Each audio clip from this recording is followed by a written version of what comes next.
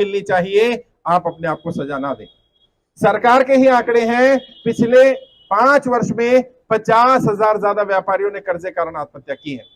पिछले 1 वर्ष में 2022-22 में लगभग 20,000 ज्यादा लोगों ने आत्महत्या की है, और ये बहुत बड़ी संख्या है, बहुत शर्म की बात है। और सरकार के लोग क्या कह रहे हैं? सरकार के लोग कह रहे हैं इतनी कोई समस्या ही नहीं है। मैं नाम नहीं लूंगा, लेकिन एक सरकार के अधिकारी से जब मेरी बात हुई, उन्होंने क्या कहा? उन्होंने कहा भारत के व्यापार पर, भारत के व्यापारियों पर लॉकडाउन का कोई असर ही नहीं पड़ा।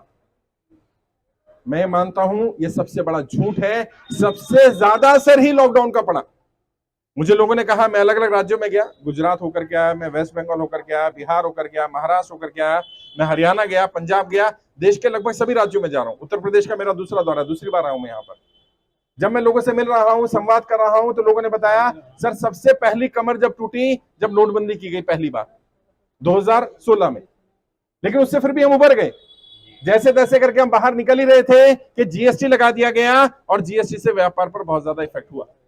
फिर भी कई लोगों ने कहा हम वो भी झेल गए, लेकिन ये जो लॉकडाउन लगाया गया, इस लॉकडाउन से हम उबर नहीं पाए। लॉकडाउन ने हमें कर्जे की दलदल में फंसा दिया, और इतनी बुरी तरह फंसा दिया कि हम चाह करके भी अब उस दलदल से बाहर नहीं निकल पा रहे। तो साथियों, मैं आपको बता देना चाहता हूं, मैं आपकी लड़ाई लड़ रहा हूं, मेरी पूरी टीम आपकी लड़ाई लड़ रही है, लेकिन हम तब तक सफल नहीं हो सकते जब तक हम संगठित ना हो। अभी आपने देखा होगा, हमने जंतर मंतर पर कार्यक्रम किया, बहुत जबरदस्त कार्यक्रम रहा, मतलब हजारों की संख्या में लोग पहुंच गए। मुझे उम्मीद नहीं थी इतने लोग पहुंच जाएंगे। वहां पुलिस परमिशन नहीं दे रही थी, फिर भी इतनी संख्या में लोग पहुंचे, और सरकार को सबकी सहमति से अल्टीमेटम दे दिया गया। 30 जून, इस महीने की 30 तारीख तक का अल्टीमेटम है सरकार के पास। सरकार जनता की कर्जा माफी पर संज्ञान ले। अगर सरकार संज्ञान नहीं लेती है तो फिर हमें आगे का कदम उठाना पड़ेगा। वैसे मुझे ऐसा लग रहा है सरकार पर जरूरी दबाव पड़ गया है, सरकार दबाव में आ गई है। सरकार के अधिकारियों ने ऑफ रिकॉर्ड बताने की कोशिश की, समझाने की कोशिश की कि संख्या बल आपका जो है ये सरकार के लिए बहुत बड़ा दबाव पैदा कर रहा है, और बात सही भी है। जब हमारी संख्या 10,000 थी तो सरकार के लोग हमें सीरियसली नहीं ले रहे थे। क्यों? 10,000 क्या होता है? कुछ भी नहीं होता। अच्छा, जब संख्या 20,000 हुई तो अब थोड़ा सीरियसली लेना शुरू करा। संख्या और बढ़कर 50,000 हो गई, दबाव पड़ना शुरू हो गया। संख्या 1,00,000 हुई, अब उन्होंने हमें जवाब देने शुरू कर दिए, और आज की डेट में 3,60,000 ज्यादा लोग हमारे साथ कर्जा मुक्ति अभियान में जुड़ चुके हैं। और मैंने बार बार कहा है, सोचिए जिस दिन 1 करोड़ लोग हो जाएंगे उस दिन क्या होगा। सरकार को यहां आना पड़ेगा, आपके बीच में सरकार को बात माननी पड़ेगी, सुननी पड़ेगी। लेकिन एक बात और समझो, सरकार को कोई सपना नहीं आएगा कि यहां बरेली में कोई व्यक्ति ऐसा है जो कर्जे कारण परेशान है। बड़े उद्योगपतियों का सरकार क्यों राहत दे देती है, क्यों मदद पहुंच जाती है? क्योंकि उनकी जानकारी सरकार के पास पहुंच जाती है, उनकी अप्रोच होती है, उनकी जानकारी देने के बहुत सारे माध्यम होते हैं। आम इंसान की जानकारी सरकार तक पहुंचाने का कोई माध्यम नहीं है। इसलिए मैंने तय किया सबसे पहले लोगों के बीच जाया जाए और उनके फॉर्म भरवाए जाए, उनकी जानकारी सरकार को दो। कम से कम सरकार को पता तो चले कितने ज्यादा लोग परेशान हैं। और यकीन मानिए जो संख्या है ना अभी हमारे साथ 3.5 लाख 3,60,000 है, ये तो कुछ भी नहीं है, करोड़ों लोग परेशान हैं। मुझे कई लोगों ने बताया कि सर परेशानी तो बहुत ज्यादा है, लेकिन समस्या ये मैं सामने नहीं आना चाहता। यहां भी बहुत सारे, आपको पता है बरेली में कितने लोग जुड़े हुए हैं? लगभग 4,000 ज्यादा लोग बरेली में हमारे साथ जुड़े हुए हैं, लेकिन यहां नहीं आ रहे। डर है, शर्म है, झिझक है। मैं समझ सकता हूं, क्योंकि कर्जा क्या है? कर्जा एक ऐसी बीमारी, एक ऐसी समस्या है कि सहा भी ना जाए और कहा भी ना जाए। किसको कहें? और किसी अपने को, रिश्तेदार को तो बता ही नहीं सकते। अगर किसी अपने को पता चल गया कि आज इस व्यक्ति की स्थिति अच्छी नहीं है, मैं विश्वास के साथ कह रहा हूं वो आपका साथ नहीं देगा। लोग दूरी बना लेते हैं, लोग कहते हैं यार ये तो व्यक्ति खराब हो गया है, तो बर्बाद हो गया, इसके पास तो कुछ बचा ही नहीं है। उस स्थिति में, उस परिस्थिति में जब व्यक्ति को सबसे ज्यादा सपोर्ट की जरूरत है, सबसे ज्यादा सहारे की जरूरत है, उस समय कोई है ही नहीं। मैंने तय किया मैं उन लोगों का सहारा बनूंगा। मैंने तय किया मैं उन लोगों के साथ खड़ा होऊंगा, मैं आपकी आवाज बनूंगा। और मैं अपने ऊपर कर्जा नहीं, मैं अपनी लड़ाई नहीं लड़ रहा। ये राजीव जी है, राष्ट्रीय अध्यक्ष कर्जा मुक्ति अभियान के, उनके ऊपर कोई कर्जा नहीं है। हरप्रीत सिंह सैनी भारतीय जी, ये राष्ट्रीय उपाध्यक्ष, इनके ऊपर कोई कर्जा नहीं है। राहुल पार्चा भारतीय जी, इनके ऊपर कोई कर्जा नहीं है। हमारी पूरी टीम में जितने लोग भी जुड़े हैं, हमारे ऊपर कर्जा नहीं है, हम अपनी लड़ाई नहीं लड़ रहे। और जैसे मैंने कहा शुरुआत में, अपने लिए तो जानवर भी जी लेते हैं यार। इंसान वो है जो दूसरों के लिए जिए, जो दूसरे के दर्द को कम करने की कोशिश करे। और मैं आपसे फिर वादा कर रहा हूं, कोई गलत कदम मत उठाना, मैं आपकी लड़ाई लड़ूंगा। सरकार को हमारी बात माननी पड़ेगी, सरकार को झुकना पड़ेगा, क्योंकि हम गलत नहीं है और हमारी किसी नेता, किसी पार्टी से कोई लड़ाई नहीं है। कई लोग कह रहे हैं ये मिशन किसी पार्टी के खिलाफ है, किसी नेता के खिलाफ नहीं।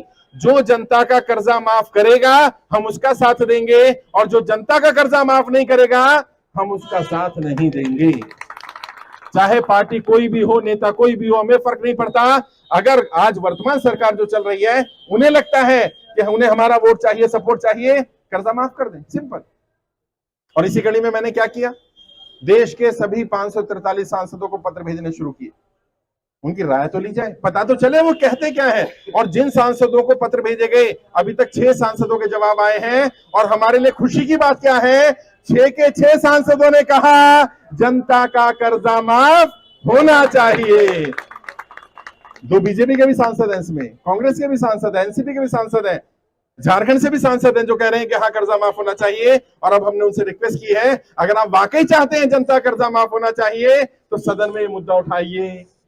अभी मानसून सत्र आने वाला है, मुझे पूरा विश्वास है सदन में हमारी आवाज पहुंचेगी और सदन में यह मुद्दा उठेगा।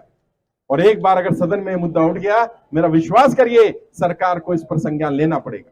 और हमारी क्या मांग है, कई लोग कह रहे हैं आप कह रहे हो सबका कर्जा माफ कर दो, नहीं, मैं क्या कह रहा हूं, जो लोग नोटबंदी, जीएसटी, लॉकडाउन के कारण कर्जे की दलदल में फंसे, कम से कम उनका लोन माफ होना चाहिए।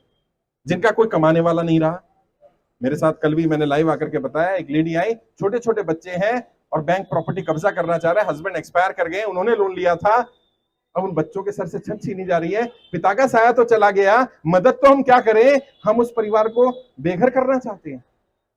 और मैं आपसे पूछना चाहता हूं, क्या ऐसे बच्चों का कर्जा माफ हो जाना चाहिए कि नहीं हो जाना चाहिए? कम से कम सबसे पहले तो उनका ही माफ हो जाना चाहिए। तो नोटबंदी, जीएसटी, लॉकडाउन कारण जिनका व्यापार बंद हुआ, जिनकी नौकरियां छूटी, उनका लोन माफ होना चाहिए। जो कमाने वाला नहीं बचा उनका लोन माफ होना चाहिए। और जिनका लोन सरकार माफ ना कर सके उन्हें कम से कम 2 वर्ष का समय दिया जाए।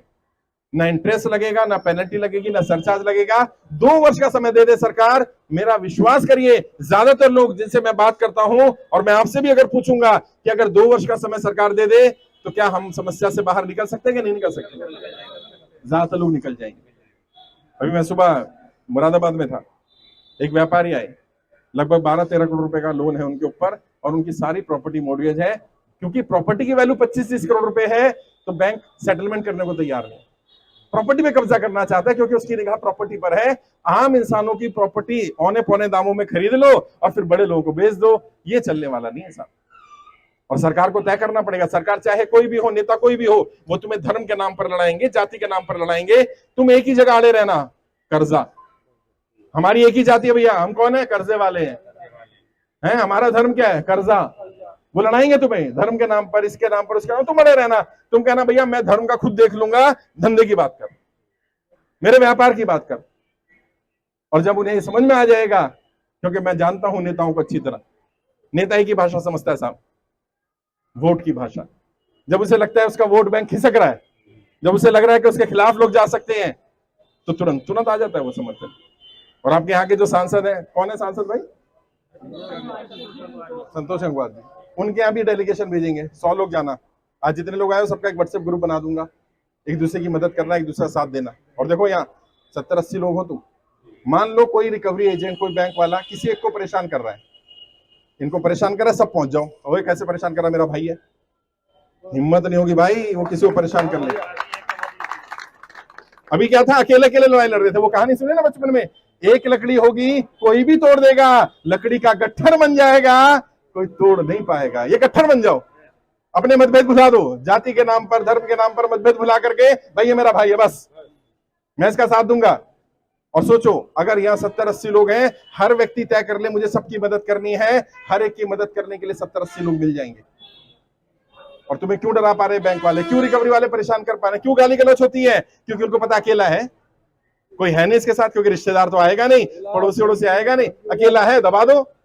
दबना नहीं है, डरना भी नहीं है, डराना भी नहीं है। और सांसद का जो डेलीगेशन जाएगा, लेटर भेजूंगा, लेटर लेकर के जाना सांसद जी के पास, और सांसद जी से रिक्वेस्ट करना कि इसका जवाब दे, मुझे दिल्ली भेजना है जवाब, चाहे 2 घंटे लगे, 4 घंटे लगे, 6 घंटे लगे, बैठे रहना वहीं पर। उनसे सिर्फ यही पूछना है, एक ही सवाल, सांसद जी क्या बरेली के लोग जो कर्जे की दलदल में फंसे हैं, क्या आप उनका कर्जा माफ करने का समर्थन करते कि नहीं करते? अगर समर्थन करते हैं तो उनके पोस्टर लगाए जाएंगे पूरे बरेली में कि देखो ये कर्जा माफ करना चाहते हैं, समर्थन करते हैं। और हम कहेंगे उनका साथ दो। और अगर वो कहते हैं नहीं करते तो पोस्टर लगाए जाएंगे कि सांसद ये कह रहा है मैं बरेली की आम जनता का कर्जा माफ नहीं करूंगा। तो जनता तय करेगी कि वो सांसद का साथ देगी कि नहीं देगी। इन्हें ऐसे ही घेरना पड़ेगा, और कोई तरीका नहीं है। और मैंने बार बार कहा है, जब समस्या आती है तब समाधान भी निकलते हैं। मर जाना कोई सोल्यूशन नहीं है साहब। आज भी जब सुबह मैं बता रहा हूं, मुरादाबाद में एक व्यक्ति आया, कहते साहब कुछ नहीं हुआ तो मैं मर जाऊंगा। मैंने कहा फिर क्या होगा, किसके लिए लड़ रहा हूं मैं लड़ाई? अगर तुम ही नहीं बचोगे